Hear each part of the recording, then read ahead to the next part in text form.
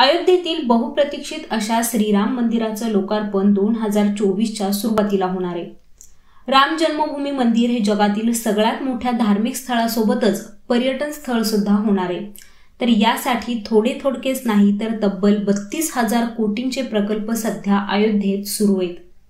आणि विशेष म्हणजे श्रीराम मंदिराचा खर्च यात समाविष्ट नाहीये। तर मोदी सरकारच्या नेतृत्वात अयोध्येत कोणकोणते प्रकल्प उभारले जात आहेत तेच आज जाणून घेणार आहोत। जगभरातील भाविकांना अयोध्येपर्यंतच्या सोयीस्कर प्रवासासाठी हवाई वाहतूक, रस्ते वाहतूक आणि रेल्वे वाहतुकीची सेवा उपलब्ध करून देण्यात आली आहे। श्रीरामांच्या दर्शनासाठी जगभरातून भाविक येणार असल्यामुळे अयोध्येत आंतरराष्ट्रीय विमानतळ उभारलं जातंय। मर्यादा पुरुषोत्तम श्रीराम आंतरराष्ट्रीय विमानतळ असं या विमानतळाचं नाव आहे। यासाठी 320 कोटींचा खर्च येणार असून 2 टप्प्यांमध्ये याचं बांधकाम होते। पहिल्या टप्प्यात विमानतळाची इमारत ही बऱ्यापैकी तयार आहे आणि धावपट्टीचं कामही पूर्ण झाले। तर येणाऱ्या जानेवारीपर्यंत हे विमानतळ सुरू होईल असं पर्यटन विभागाने सांगितले आणि या विमानतळावरून 15 मिनिटात श्रीराम मंदिरापर्यंत भाविकांना पोहोचता येईल।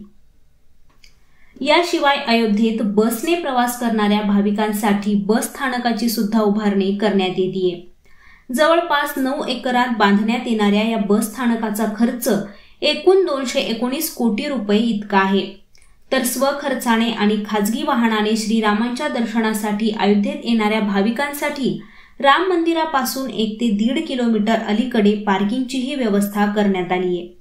रामलल्लाच्या प्राणप्रतिष्ठेसोबतच अयोध्या स्टेशनची जुनी इमारत पूर्णपणे पाडून तिथं नवीन इमारत उभी करण्याची सरकारची योजना आहे।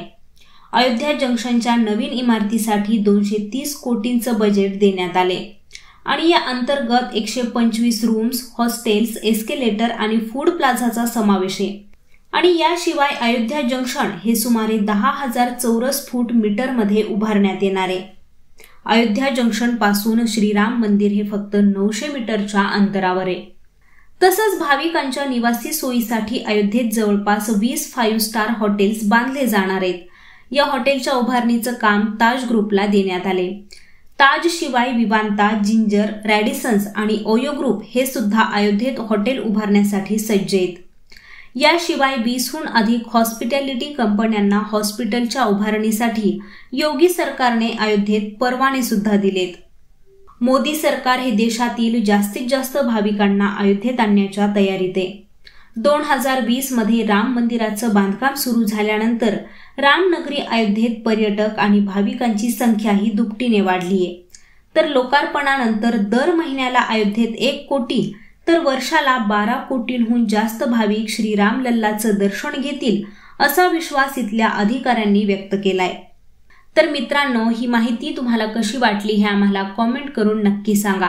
तसंच यांसारख्या विषयांबद्दल जाणून घेण्यासाठी लेट्स अप मराठीला सगळ्याच सोशल मीडिया हँडलवरती फॉलो करायला विसरू नका।